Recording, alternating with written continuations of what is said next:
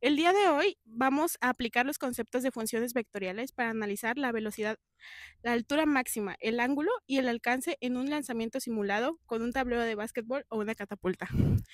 Mi equipo lo conforma Camacho Pineda Irma Michel, Ixel Domínguez Velázquez, Fernando Varela Merlos, Giovanni Velázquez Rebolledo.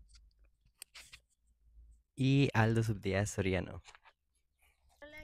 El análisis del lanzamiento de un proyectil, como en el caso de un balón en el lanzamiento hacia un tablero de baloncesto o una catapulta, es un problema clásico en la física que involucra el estudio del movimiento bajo la influencia de la gravedad.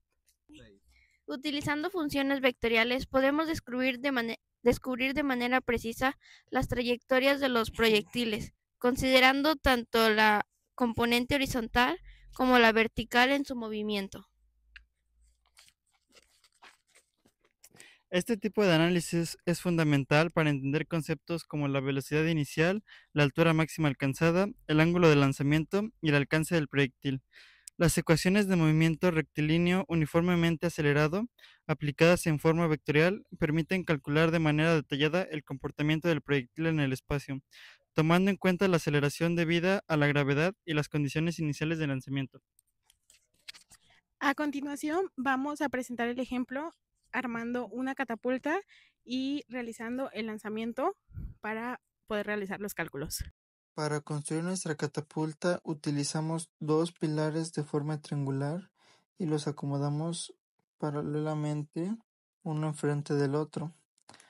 Después, con nuestros largueros los colocamos dos en la parte inferior de nuestra catapulta, que será lo que hace el soporte, y uno más lo colocamos en medio de la catapulta para que nos dé el equilibrio.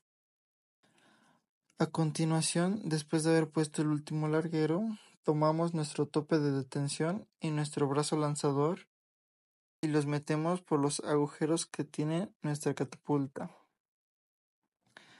Como último paso, utilizamos nuestra liga y la amarramos a la parte inferior de la catapulta, haciendo tensión y provocando que esto lance nuestro proyectil, que en este caso es una bola de unicel.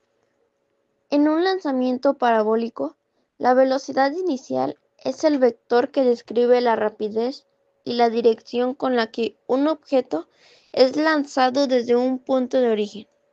Esta velocidad se descompone en dos componentes, una horizontal y una vertical. El componente horizontal permanece constante durante todo el trayecto, ya que no está afectada por la gravedad, mientras que el componente vertical es influenciada por la gravedad y cambia a medida que el objeto asciende y desciende, disminuyendo hasta alcanzar el punto más alto y luego aumentando en dirección negativa durante la caída. En cálculo vectorial, la altura máxima generalmente se refiere a la altura máxima que puede alcanzar un objeto en un campo de fuerzas, como en el caso de un proyectil lanzado. Esta altura máxima se encuentra cuando la velocidad del proyectil se vuelve cero en dirección vertical, lo que significa que la componente vertical de la velocidad es cero en ese punto. Para calcularla, se utilizan conceptos como el gradiente en un campo de fuerzas. Un ejemplo es la gravedad. Las componentes del movimiento de un vector en 2 o 3 dimensiones. Eso es para la altura máxima. En cálculo vectorial, el ángulo de lanzamiento se refiere al ángulo con el que un proyectil es lanzado con respecto a la horizontal. Este ángulo es crucial para determinar la trayectoria del proyectil y en particular su altura máxima y alcance.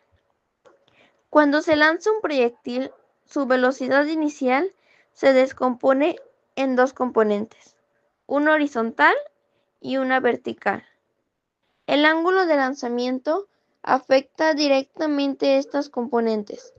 La componente vertical influye en la altura máxima alcanzada por el proyectil, mientras que la componente horizontal afecta el alcance.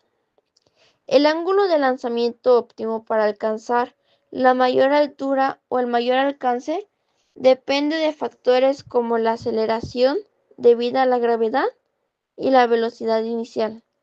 En términos generales, un ángulo de lanzamiento de 45 grados proporciona el máximo alcance en condiciones ideales, sin resistencia del aire, pero el ángulo que da la mayor altura máxima es el que se aproxima más a 90 grados, ya que maximiza la componente vertical de la velocidad inicial.